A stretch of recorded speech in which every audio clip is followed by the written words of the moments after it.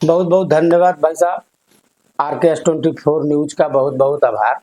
जो मेरे वीडियो देख रहे हैं मैं उनको सादर प्रणाम करता हूं और इंडिया गठबंधन के लिए निवेदन करना चाहूंगा कि आप इंडिया गठबंधन की सरकार बनाइए।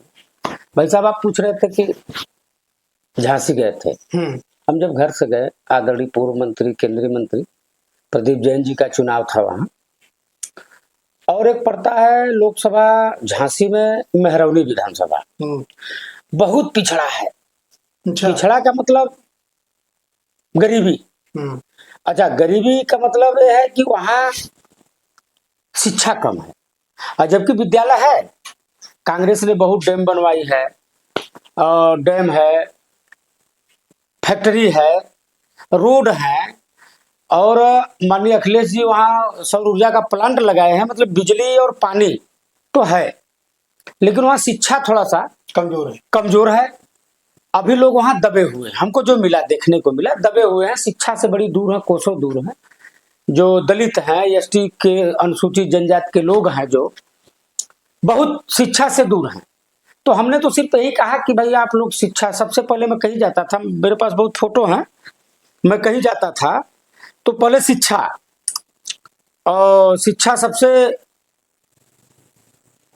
वो चीज है। डॉक्टर भीमराव अम्बेडकर साहब ने कहा कि शिक्षा वो शेरनी का दूध है कि जो जितना पिएगा उतना दहाड़ेगा। और आपने कहा कि कैसे इंडिया गठबंधन काम करेगी ना, कैसे काम करेगी। तो देखिए, जैसे इंडिया गठबंधन अपने मैनिफेस्टो में बताया है ना, अब गारंटी के साथ इंडिया गठबंधन का मैनिफेस्टो में आप देखिए कि गरीबी रेखा से नीचे जीवन यापन करने वाले परिवार को 1 लाख रुपया सलीना, माने 8,500 रुपया महीना मिलेगा। परमानेंट मिलेगा। हर मंथली 8,500 रुपया मिल जाएगा। हर गरीबी रेखा से जो नीचे जीवन यापन करते हैं व्यक्ति, 1 लाख रुपया 1 लाख रुपया 1 साल में मिलेगा, पर उसके 8,500 रुपया महीना हो गया। उसके बाद जो ग्रेजुएट बच्चे हैं अप्रेंटिस के लिए, उनको 1 लाख रुपया देगी सरकार।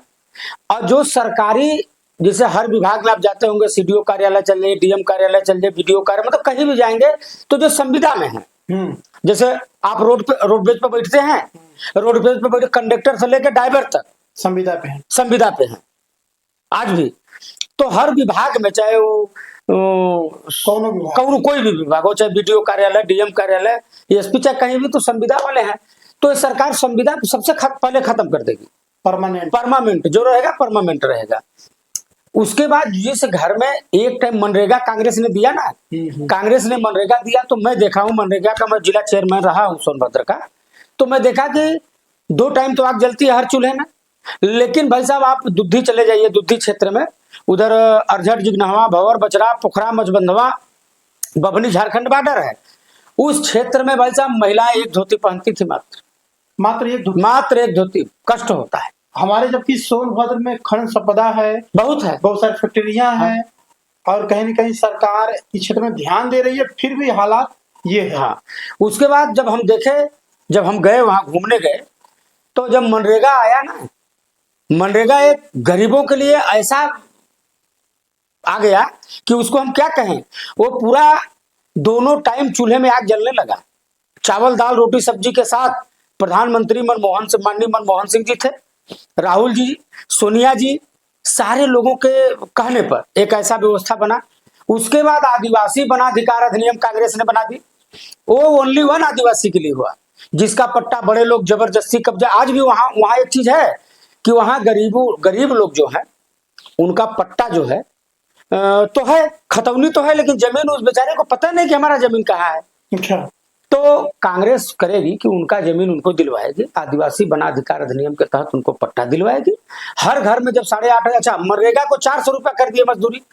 मनरेगा में जब 400 रुपया मजदूरी होगा, तो मैं आपसे कह रहा हूं, आपके चैनल पर, अब मैं दावे के साथ कह रहा हूं कि अगर 2 पति पत्नी हैं, मान लीजिए 2-3 बच्चे होंगे, तो उस परिवार में 8,500 रुपया महीना तो आएगा ही आएगा। उसके बाद अगर 400 रुपया मजदूरी हुआ, तो 20 दिन अगर महीने में काम मिल जाए, दावे के साथ मिले, गारंटी के साथ मिलेगा, 20 दिन अगर काम मिलेगा, तो 2 पति पत्नी कितना हुआ? 40 को 4 में गुणा करिए, 16,000 हो जाएगा। 16,000 ई प्लस 8,500 कितना महीना हो गया? 16, 8 24 24.5 24.5 जिस गरीब परिवार में 24,500 रुपए महीना आएगा उसमें गरीबी रह जाएगी क्या? नहीं। अब आप समझ रहे होंगे कि क्या कर रहे हैं आप। अच्छा, कहीं न कहीं अगर जनता सुन रही है तो उसे विश्वास नहीं होगा कि यार इतना हो सकता है। विश्वास ऐसे होगा ना, विश्वास देखिए इस समय एकदम सीधे सीधे परिवर्तन का लहर है, न इस पे जात न पात न भाई कोई नहीं, एकदम सीधे सीधे परिवर्तन। चूंकि 10 साल इन्होंने देखा, इन्होंने कहा कि 15 लाख रुपया हम गरीब आदमी को देंगे, मिला वो तो छोड़ दीजिए, उनके पैर में फुचका क्या भूल जाएगा क्या? कोरोना वाला हाल जो 2500-3000 किलोमीटर से दूर से आया मजदूर, वो भूल जाएगा क्या? किसी की पत्नी मर गया, किसी को बेटा मर गया, किसी का पति मर गया, किसी का लड़का मर गया, मतलब वो कोरोना वाला कोई भूल ले, गरीब आदमी तो भूलेगा ही नहीं। बड़े लोग भले भूल जाए, उसके वो भूलेगा नहीं, उसको तो देखे के वोट देगा कि अरे बाप रे बाप। अब कोरोना कांग्रेस में भी बहुत हैजा पीले, कुछ जमाने हम लोगों के हथवा पर पंजा लगा है, हाँ, वो छापा पड़ा होगा, दाग पड़ जाता है। दाग पड़ा है, तो हैजा पीले गांव का गांव साहब तो कांग्रेस के जमाने में भी आता था। तो कांग्रेस ने ये तो ढोलक नहीं पीटा कि हमने देश के लिए वैक्सीन या दे।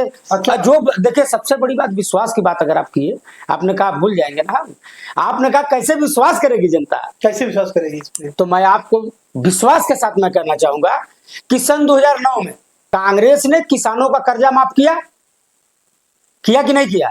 किया। आपके संज्ञान में है कि मैं झूठ कर रहा नहीं, हूँ? संज्ञान हम भाजपाई नहीं है कि हम झूठ बोल देंगे। कुछ लोगों का हुआ था, कुछ लोगों का नहीं हुआ था। नहीं हुआ था तो ऐसा है कि उसका एक क्राइटेरिया होता है, जैसे क्राइटेरिया मान लीजिए कहीं भी हो तो उसका एक समय सीमा होता है।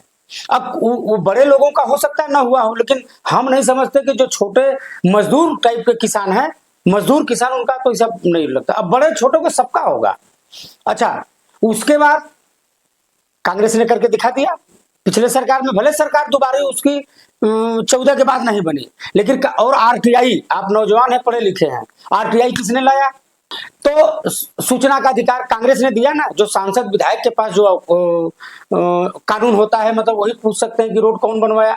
आज गांव का एक समाज का पिछड़ा व्यक्ति पूछ सकता है कि क्या हो रहा है देश में। जैसे ड्राइवरों को हम करें, ऐसा कौन सा घर, मैं आपसे बड़ा विनम्रता पूर्वक पूछना चाहूंगा जो मेरे वीडियो देख रहे हैं साथी, कि ऐसा घर कौन सा है कि उसमें ड्राइवर ना हो? ट्रैक्टर के ड्राइवर, साइकिल के ड्राइवर, मोटरसाइकिल के ड्राइवर, ट्रक के ड्राइवर, बस के ड्राइवर, सगड़ी के ड्राइवर, रिक्शा के ड्राइवर, टेम्पो के ड्राइवर, ड्राइवर है। और ऐसा कौन सा घर है जिसमें ड्राइवर ना हो? ठीक है, ट्रक का नहीं, खाली ट्रक को ड्राइवर मानते हैं, मत कैसा करिए। बस के ड्राइवर को खाली ड्राइवर मानते हैं, मत मानिए। आपके घर में भी ड्राइवर होगा। अगर मैं गरीब जो 3000 की मोटरसाइकिल खरीदा होगा, अगर उससे भी कहीं दुर्भाग्य से एक्सीडेंट हो जाता है तो उसको भी वही सजा भुगतना पड़ेगा जो ट्रक ड्राइवर का होता है। मेरा एक निवेदन है, आप याद कर लीजिए उस दिन को जब आप रोड पर लाठी खा रहे थे, आपके लिए कानून ने सरकार लाई थी, गैस का दाम, डीजल का दाम, पेट्रोल का दाम सब सस्ता हो जाएगा, खाली इंडिया गठबंधन की सरकार बनाइए। चलिए, चुनाव के बाद फिर आपसे मिलेंगे और पूछेंगे इस मुद्दे पर, क्योंकि आपका वीडियो रिकॉर्ड है। अगर नहीं हुआ तो आपसे जवाब सवाल सारे मुद्दों पर किया जाएगा। ऐसा हो नहीं सकता है, मुझे विश्वास है कांग्रेस तो पार्टी में। देखिए वीडियो लंबा हो रहा है, इसलिए बहुत बहुत धन्यवाद। आप हमारे चैनल में आए, शो में आए, इसके लिए आप सबको सादर प्रणाम।